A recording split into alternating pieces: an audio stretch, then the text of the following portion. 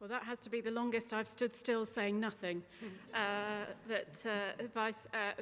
Principal and Vice-Chancellor Campbell, colleagues from academia, distinguished guests, very, very proud families, and of course, importantly, all of you who are graduating as the class of 2026. Congratulations, you've done it. How brilliant. And I am really both privileged and honoured to be with you and to be part of today's celebrations with you and just take that moment alongside, of course, being honoured in the way that I just have been by the university, for which I am deeply grateful. But to those of you graduating, you survived the late nights, the failed simulations, the lab reports that somehow grew longer every time that you looked at them, and you came out the other side as engineers, real engineers. And that matters more right now than at almost any point in history.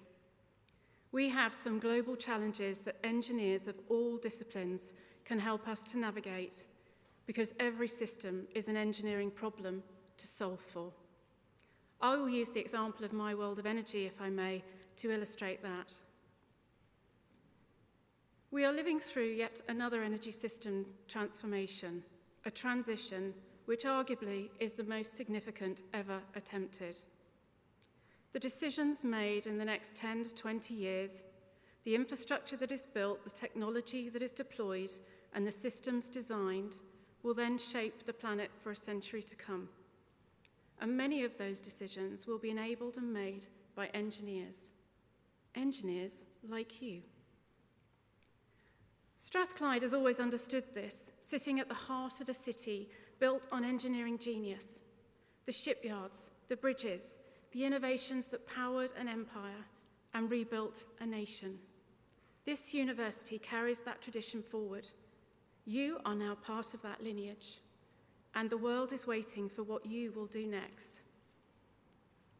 Now, here's something I'd like you to know about your university that you're leaving today but will remain part of the family of. Strathclyde isn't just watching that transition happen, it's helping to lead it.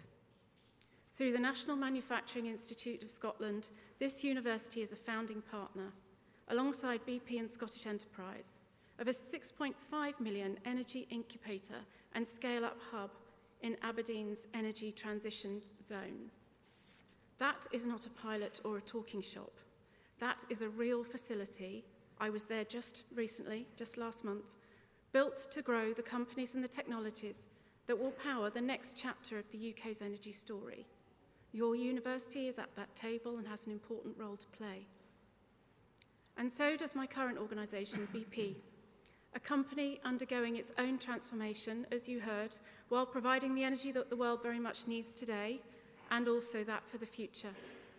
Predominantly providing oil and gas today, but also investing with discipline in the energy transition, in technologies like offshore wind, green hydrogen, EV infrastructure, bioenergy, and carbon capture at scale.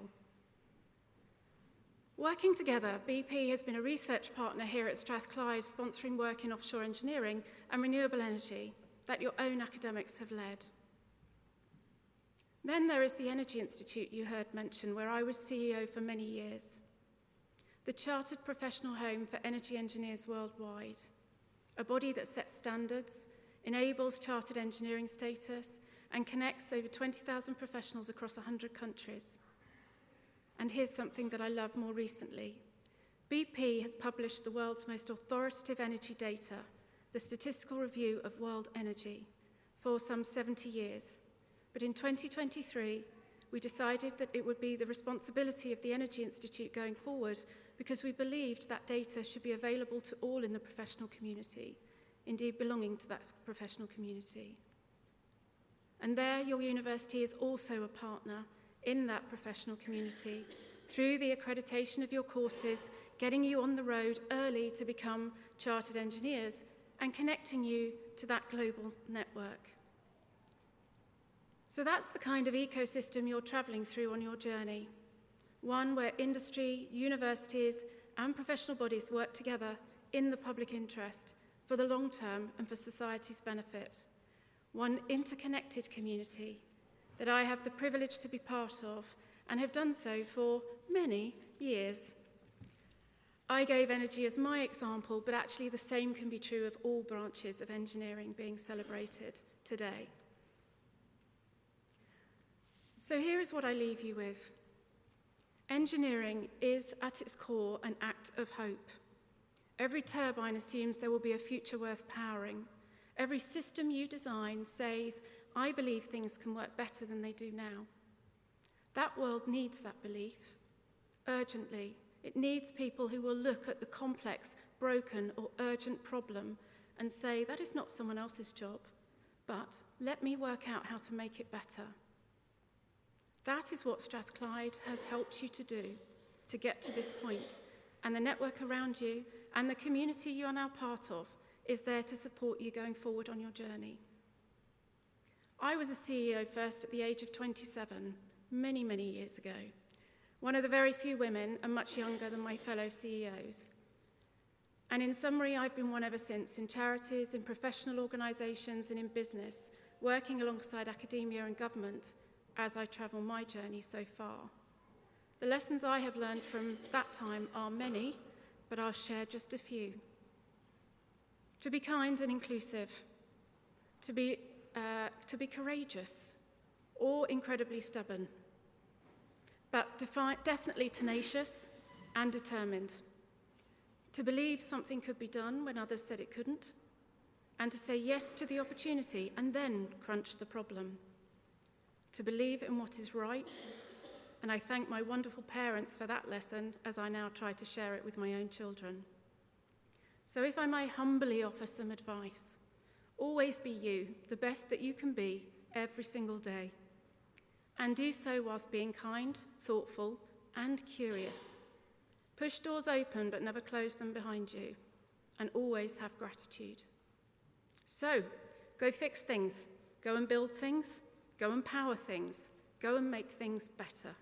As engineers, it's you that make the world work, addressing systems and challenges that we must find solutions to for society's benefit. You are not just graduates today, you are engineers, ready to take your next step and make a difference in the world. Very many congratulations to all of you, class of 2026.